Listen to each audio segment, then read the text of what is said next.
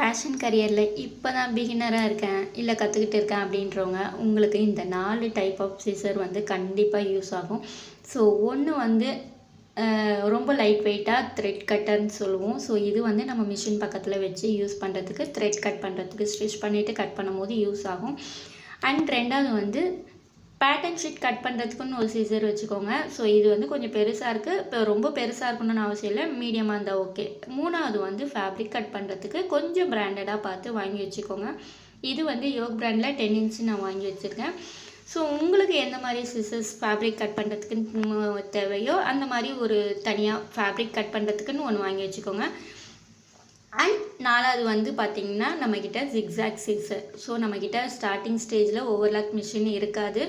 So அந்த மாதிரி பட்சத்தில் இது வந்து நீட் ஃபினிஷிங் கொடுக்கும். நம்ம ஸ்டிச் பண்ணுற கார்மெண்ட்ஸில் ஸ்டிச் பண்ணி முடிச்சதுக்கப்புறம் அந்த பிசுரெல்லாம் எதுவுமே வெளியே வராமல் இருக்கிறதுக்காக நம்ம கட் பண்ணோம்னா ஜிக்ஸாக் ஷேப்பில் கட் பண்ணி கொடுக்கும்.